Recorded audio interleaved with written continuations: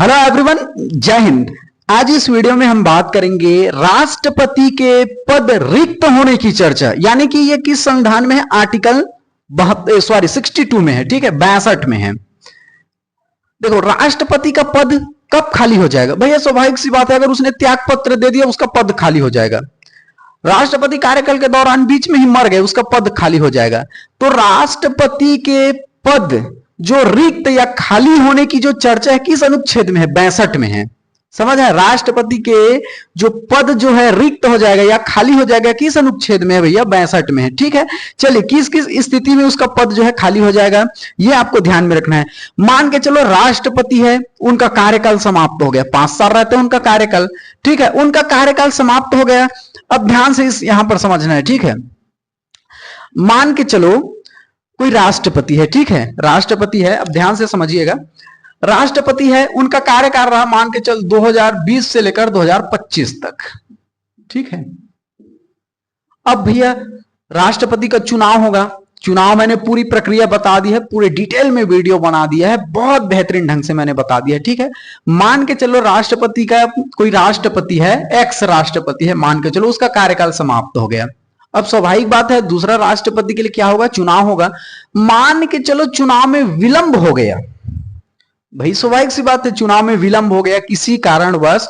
तो भैया चुनाव में विलंब हो गया है, अभी तक कोई नया राष्ट्रपति नहीं बना हुआ है, चुनाव में विलंब हो गया है, तो जो ये पुराने वाले जो राष्ट्रपति हैं, जस्ट पुराने वाले राष्ट्रपति को कहा जाता है भैया रुक जाइए, आप जो है नया राष्ट्रपति बनने तक आप जो पुराने राष्ट्रपति हैं वो आप कार्यभार को भी संभालिएगा, ठीक है।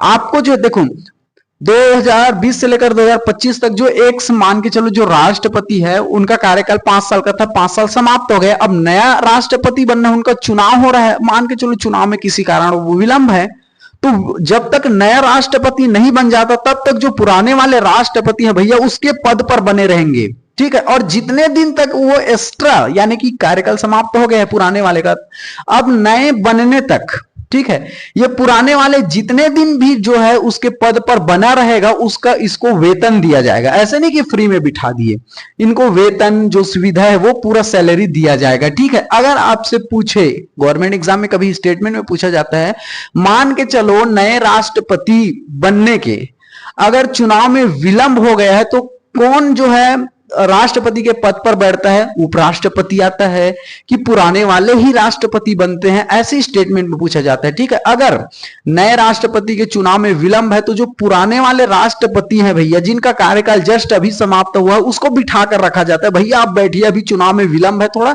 आप तब तक जो है संभालिए इसको, इस पद को संभालिए, और जितने दिन आप रहेंगे उसको आपको उतनी की सैलरी आपको दिए जाएगी, ठीक है। इसमें बस आपको ध्यान में रखना है पुराने वाले जो राष्ट्रपति आते हैं, जस्ट पुराने वाले जिसका अभी कार्यकाल समाप्त हुआ है। क्लियर हुआ? चलिए अगला देखते हैं। अगर राष्ट्रपति अपनी स्वेच्छा से त्याग पत्र दे दिया तो उसका पद खाली हो जाएगा। अगर कोई राष्ट्रपति अपनी स्वेच्छा से त्याग पत्र दे दिया कि मुझे अब इस पद पर नहीं रहना है, तो क्या हो गया? उसका पद खाली हो गया। तो अगर राष्ट्रपति ने क्या कर दिया, त्याग पत्र दे दिया, तो इसके जगह पर कौन आएगा भैया? उपराष्ट्रपति आएगा। ये आपको ध्यान में रखना है, ठीक है। अगर कोई राष्ट्रपति अपने पद से त्याग पत्र दे दिया तो भैया उसकी जगह पर कौन संभालेगा राष्ट्रपति के पद को? तो ये उपराष्ट्रपति आएगा, ठीक है, आपको ध्यान में रखना है। और ये उपराष्ट्रपति को पूरे जितने राष्ट्रपति की सैलरी दी जाती है, जो सुविधा दी जाती है, जो सुरक्षा गार्ड दिए जाते हैं, पूरे उपराष्ट्रपति को सेम जो है इसकी जगह पर आने पर दिया जाएगा। समझ आया? डायरेक्टली कभी कभी क्वेश्चन पूछे जाते हैं कि भैया अगर राष्ट्रपति ने त्याग पत्र दे दिया तो उसकी जगह पर कौन आएगा? चीफ जस्टिस ऑफ इंडिया या पुराने वाले राष्ट्रपति या फिर उपराष्ट्रपति। तो अगर त्याग पत्र दे दिया राष्ट्रपति ने तो भैया उसकी जगह पर उपराष्ट्रपति आएगा, और ये उपराष्ट्रपति को जो है राष्ट्रपति के जितना वेतन, सैलरी, सुरक्षा कार्ड सब सुविधा दिया जाएगा, ठीक है। ये आपको ध्यान में रखना है। लेकिन अभी तक भारत में किसी भी राष्ट्रपति ने क्या नहीं किया है? त्याग पत्र नहीं दिया है, ये आपको ध्यान में रख लेना है। नहीं अभी तक राष्ट्रपति के चुनाव में विलंब हुआ है, ठीक है, चलिए अगला देखते हैं। अगर राष्ट्रपति की मृत्यु हो जाती है तो स्वाभाविक बात है भैया, राष्ट्रपति की अगर मृत्यु हो जाती है तो उसका पद खाली हो जाएगा। अगर राष्ट्रपति की मृत्यु हो गई तो इसके पद पर कौन आएगा? उपराष्ट्रपति आएगा भैया। ठीक है, उपराष्ट्रपति आएगा। और ये उपराष्ट्रपति कितने दिनों के लिए आएगा? 6 महीने के लिए आएगा। ये डायरेक्टली क्वेश्चन पूछे जाते हैं। ये इसलिए मैं हमेशा अपनी वीडियो में बोलता हूं कि आप मेरे समझाने पर आप जो है 100% आपको समझ आएगा, कोई टॉपिक नहीं छूटेगा, बेहतर से बेहतर क्वालिटी में आपको समझा कर दूंगा। ठीक है, जो टॉपिक बता रहा हूं वो समझ आना आपको 110% गारंटीड है। ठीक है, और आपकी एग्जाम के दृष्टिकोण से भी समझ आएगा। ऐसा नहीं कि एग्जाम को भी मैं पॉइंट ऑफ व्यू रखता हूं, ठीक है, पॉइंट से रखता हूं। अगर आपको पूछे कि भैया कोई राष्ट्रपति की मृत्यु हो गई तो उसकी जगह पर कौन आएगा? उपराष्ट्रपति आएगा। ठीक है, जैसे प्रेसिडेंट कौन थे? जाकिर हुसैन साहब थे, उसकी कार्यकाल के दौरान ही मृत्यु हो गई थी। ठीक है, तो उसकी जगह पर कौन आया था? उपराष्ट्रपति आया था। और जब ये उपराष्ट्रपति आया था तो भैया ये राष्ट्रपति बना, तो ये उपराष्ट्रपति को पूरे राष्ट्रपति के जितनी सैलरी जो जो सुविधा थी वो पूरा मिला। लेकिन ये उपराष्ट्रपति जो है मृत्यु के बाद कितने दिन के लिए आता है भैया? केवल 6 महीने के लिए आता है। ठीक है, 6 महीने तक इसके पद पर बना रहेगा और 6 महीने में दुनिया इधर की उधर हो जाए, दुनिया भाड़ में जाए, आपको फिर से चुनाव करना पड़ेगा राष्ट्रपति पद के लिए। ठीक है, तो ये उपराष्ट्रपति कितने दिन के लिए आता है? केवल 6 माह के लिए आता है, आपको ध्यान में रखना है। और इन 6 माह में उपराष्ट्रपति उसकी जगह को संभालता है और 6 माह के भीतर दुनिया भाड़ में जाए भैया, आपको राष्ट्रपति का चुनाव करके एक नया राष्ट्रपति लाना है आपको। ठीक है, मान के चलो कभी कभी ऐसा होता है कि भैया राष्ट्रपति की तो मृत्यु हो गई, उसकी जगह पर कौन आया? उपराष्ट्रपति आया। ठीक है, राष्ट्रपति बनकर कभी कभी ये उपराष्ट्रपति की भी मृत्यु हो गई तो राष्ट्रपति की जगह है उपराष्ट्रपति, ये उपराष्ट्रपति भी मर गए तो इसकी जगह कौन संभालेगा? चीफ जस्टिस ऑफ इंडिया, यानी कि मुख्य न्यायाधीश, जो उच्चतम न्यायालय यानी कि सुप्रीम कोर्ट के जो मुख्य न्यायाधीश हैं, चीफ जस्टिस ऑफ इंडिया जो है राष्ट्रपति का पद संभालेंगे। समझ आया? ठीक है, अगर कभी कभी पूछे राष्ट्रपति की मृत्यु हो गई तो कौन आएगा? उपराष्ट्रपति। अभी उपराष्ट्रपति की मृत्यु हो गई तो चीफ जस्टिस ऑफ इंडिया आएगा। ठीक है, यानी कि सुप्रीम कोर्ट के जो क्या है मुख्य न्यायाधीश है वो जो है राष्ट्रपति का पद संभालेंगे। क्लियर हुआ? चलिए अगला देखते हैं। महाभियोग लग जाने पर राष्ट्रपति का पद खाली हो जाएगा। मैंने जस्ट इससे पहले वीडियो में डिटेल से बताया कि भैया राष्ट्रपति के ऊपर महाभियोग कैसे लगाया जाता है। राज्यसभा में पहले लगाया जाता है कि लोकसभा में? आरंभ करने के लिए कितने मतदान की आवश्यकता होती है? 1/4 मतदान की आवश्यकता होती है। ठीक है, कहीं से भी हम प्रारंभ कर सकते हैं। प्रारंभ करने बस से नहीं होता, लोकसभा में भी पारित करना पड़ेगा, राज्यसभा में भी पारित करना पड़ेगा।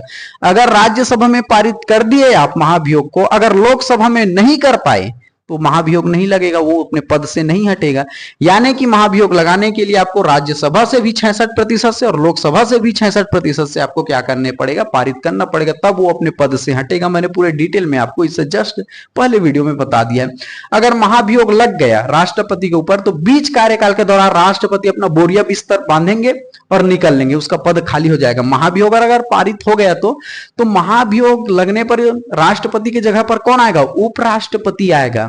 ठीक है, ये आपको ध्यान में रखना है। लेकिन अभी तक भारत में किसी भी राष्ट्रपति के ऊपर महाभियोग नहीं लगा है।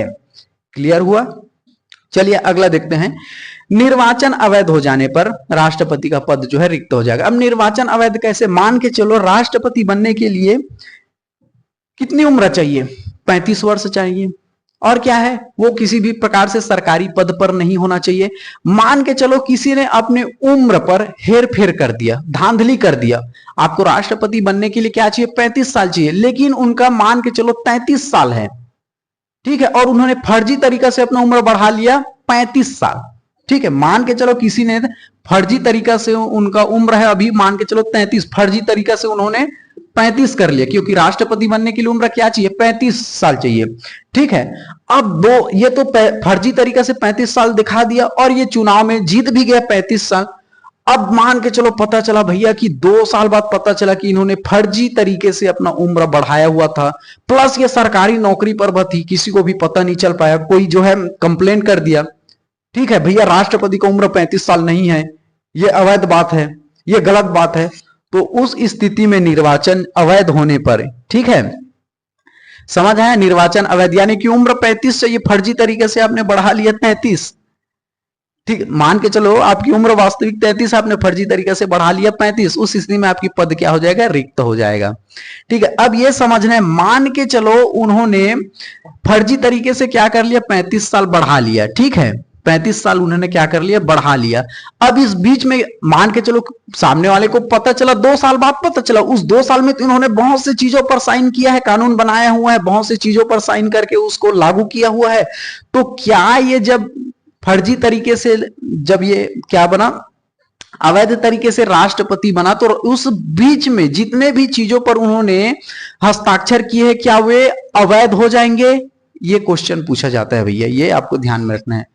क्या उसको सही माना जाएगा, जो सिग्नेचर किया है उसको बिल्कुल सही माना जाएगा, ये आपको ध्यान में रखना है। क्योंकि भैया राष्ट्रपति अपने मन से किसी भी चीज पर सिग्नेचर नहीं करते, क्योंकि उसे मंत्री परिषद की सलाह से कार्य करता है। इसलिए जो है ये इस बीच के दौरान जितने भी चीजों पर साइन किया है वो सही माना जाएगा। समझ है, क्योंकि राष्ट्रपति को कौन सलाह देता है, मंत्री परिषद कुछ भी कार्य करने के लिए सलाह मशवरा देते हैं। समझ है, तो इस तरह से आपको ध्यान में रखना है, निर्वाचन अवैध होने पर राष्ट्रपति का पद जो है खाली हो जाएगा। लेकिन अभी तक कोई भी राष्ट्रपति जो है निर्वाचन अवैध तरीके से उसका पद खाली नहीं हुआ है। ठीक है, ये आपको ध्यान में रखना है। आई होप आपको जो है आर्टिकल 62 में क्या क्या बातें थी वो पूरी तरह से समझ आ गया होगा, ऐसा मैं आशा करता हूं। चलिए, थैंक यू वेरी मच, जय।